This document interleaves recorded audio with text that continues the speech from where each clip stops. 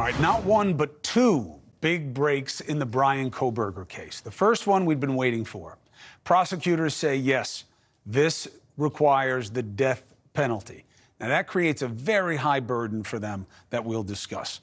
There's also newly released DNA evidence, which shows no DNA from any of the 4 murder victims that was found in Kohberger's home or car. Does that matter? And if so, why? Now, that's going to be a finesse point. So let's talk to the practitioners, the better minds. High-profile defense attorney Mark Geragos, Florida State Prosecutor Dave Aronberg, and forensics analyst and professor emeritus at the John Jay College of Criminal Science, Dr. Larry Kobilinski. Larry, I'm going to start with you because I want to set the table for what we expect and what we don't before the arguments are made off the same. One, going for the death penalty means you better have your case airtight. Prosecutors getting beat up for not giving enough information to the defense, which is being perceived as maybe they're hiding something. Is there any reason for concern that they did not get the DNA, process the DNA, identify the DNA the right way? I don't think that's a concern at all. These labs are all accredited. They're all using validated technology. It's the same kind of technology used around the country. So to argue that they got it wrong, you'd have to go into all the minutia of their lab notes. It's something that I do routinely when I'm on a case, and I don't think it's going to amount to anything helpful for the defense, although you never know. I think they've done it right, and I think their conclusions are right. All right, so the big question then is, then why didn't you find the DNA of the victims in the places you're supposed to find it? You found some bleach. I'll give you... Hey, I've watched CSI. They say that bleach isn't enough. You can't get rid of that stuff. So who cares if he had bleach? He's clean. Maybe he's got some Italian blood in him. He likes to clean.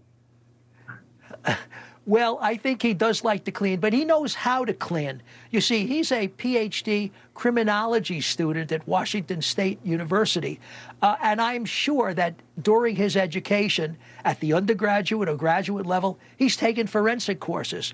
He's learned how to clean up a crime scene.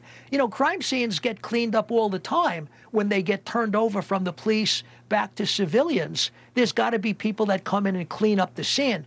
Bleach is a good way to destroy DNA, and he did a great job. Don't forget, we don't have a murder weapon. We don't have the clothing that was worn. I bet you if the clothing was found, you'd find plenty of blood spatter. But in the car, to find the victim's DNA, you're talking about blood stains, not touch DNA, not skin cells, blood stains visible to the naked eye. And I'm sure he did a thorough job cleaning up the scenes.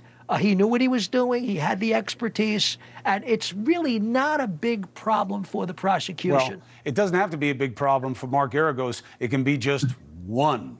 And that's the concern, is that what they didn't find where it wasn't could be enough for just one juror. Mark Geragos, take us through it.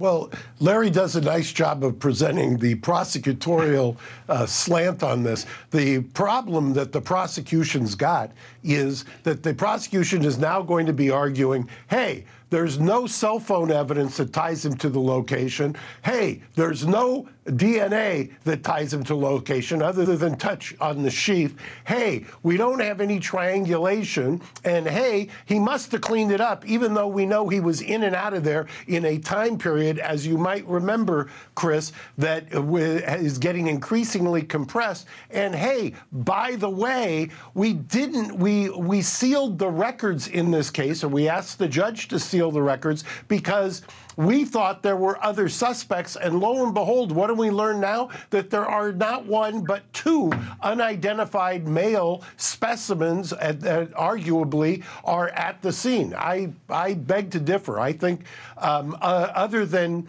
the fact they've now made it a more pro-prosecution jury by asking for the death penalty, because you get more pro-prosecution jurors. Right. This is as big a bombshell as people are making it out to be. But you get people who want more, too, if you're asking them to kill somebody.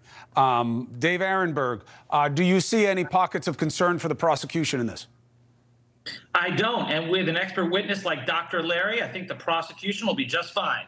And now you got a great lawyer like Mark Geragos who will be able to punch holes. But come on, They've got his DNA there at the scene on the sheath of the knife.